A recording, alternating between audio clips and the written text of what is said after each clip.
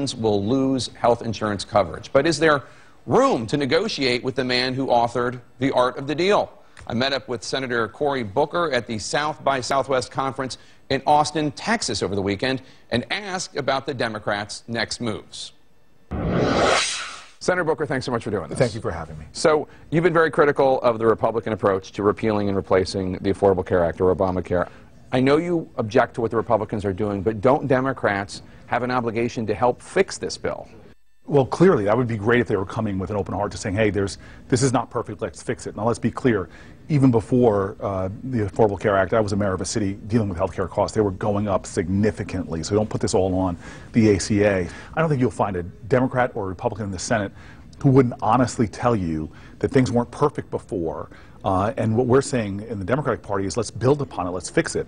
The first time that Medicare was put into office, or Social Security, these are laws and legislation decades old now, but they have been improved by successive generations to preserve them and make them better.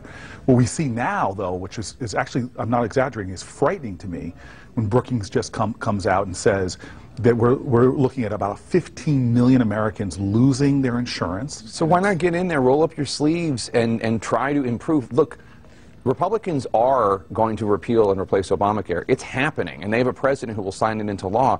Don't you, as a member of the Senate, have an obligation to get in there, join them, and try to improve the bill? Well, I mean, that's really where we are. The Republicans cannot just force this down our throats.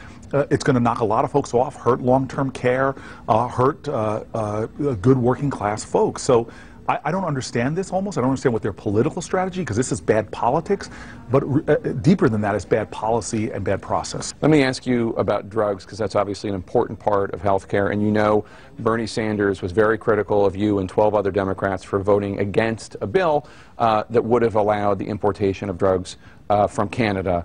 I know that you've answered as to why you voted that way, but he was very harsh. He said you and the other Democrats lacked the guts to stand up to the pharmaceutical industry. Well, first of all, you know that was not a bill. That was an amendment. It was a resolution. It was not even something that, if everybody in the Senate voted, would have changed one thing. It was a late-night resolution during a vote-a-rama that some of us were asking is, hey, put some safety requirements on it. They weren't put on, and so I went right to work. I said, hey, Bernie, Senator Sanders, excuse me, let's work together. Senator Casey, Senator Sanders, and I put our heads together, worked on a bill that is incredible. Not only will it allow imports, but it gives the safety guarantees that a lot of us were concerned about. This has nothing to do with pharma, it doesn't do with courage.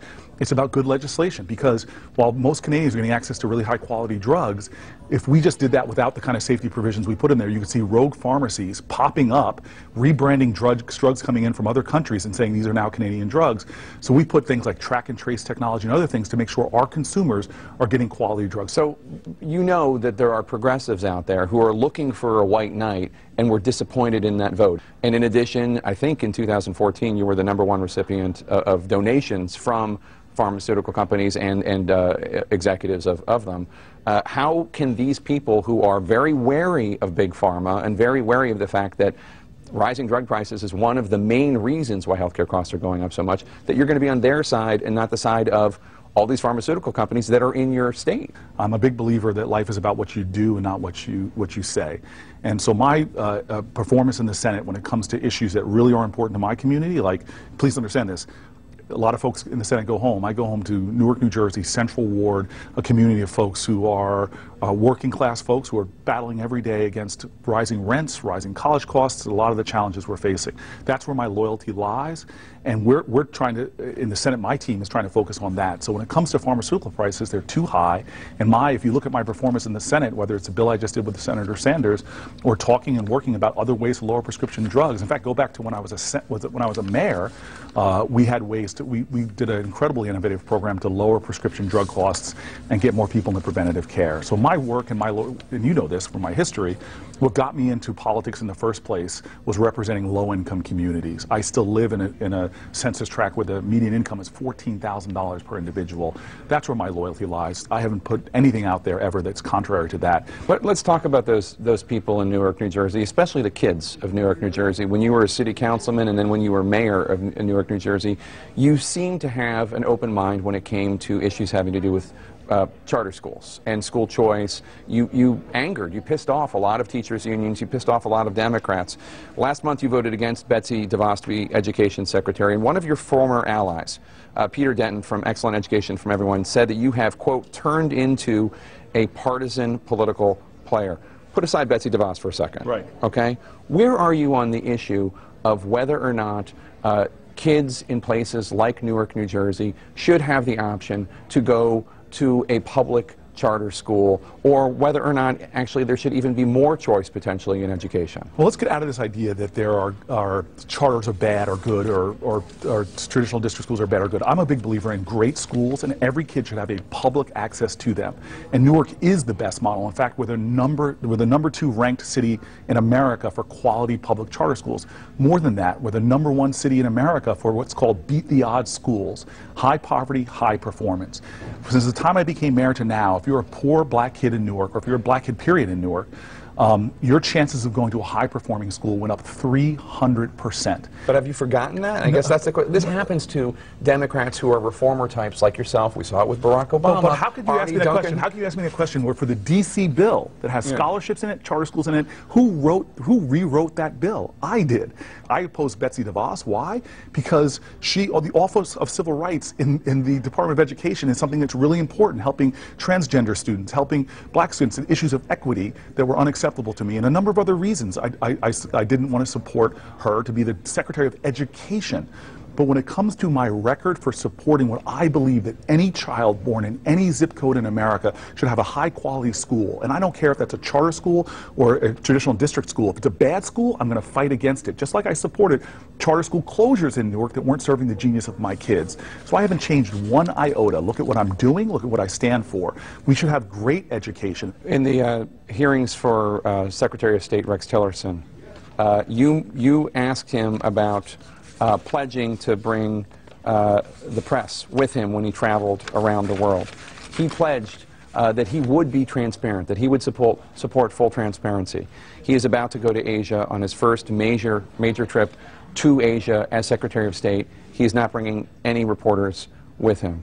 Did he go back on his pledge to you? Look, what I'm seeing now with the Secretary of State, and I hope he kind of gets it, because it's outrageous that there's no transparency, that there's no accountability. We are at a crisis in our country. And the Secretary of State, God bless him, he's new in there, and I know when he was flying around the globe for ExxonMobil, he didn't take press with him, he didn't barely held press conferences, he didn't answer anybody to his shareholders. Well, I'm sorry, this is not America, Inc. This is not a corporation. This is the United States of America. We are a republic, we are a democracy, and fundamental, the Founding Fathers wrote it in ideas of the importance of the freedom of the press.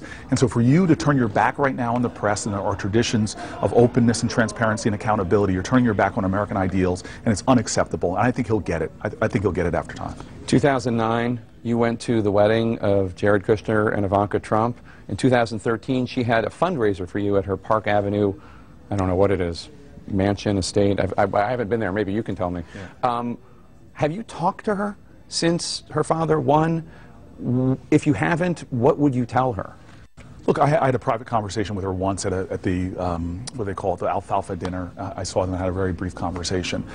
I think there's a problem with this country, our country right now, that we are having problems talking to each other across a lot of the lines that we have, and people dismiss somebody just because they're a Democrat, dismiss somebody because they're a Republican. There are millions and millions of good Democrats, millions and millions of good Republicans. We're Americans. We're 99% of us are good people. This is the problem. I don't care what party you're in right now, recognize this. We are at a time of increased fear in our country. Because of Donald Trump? There is something seriously wrong when mendacity has become the norm. There is something seriously wrong when law-abiding citizens are afraid to leave their home. There is something seriously wrong when hate crimes are surging. There is something seriously wrong.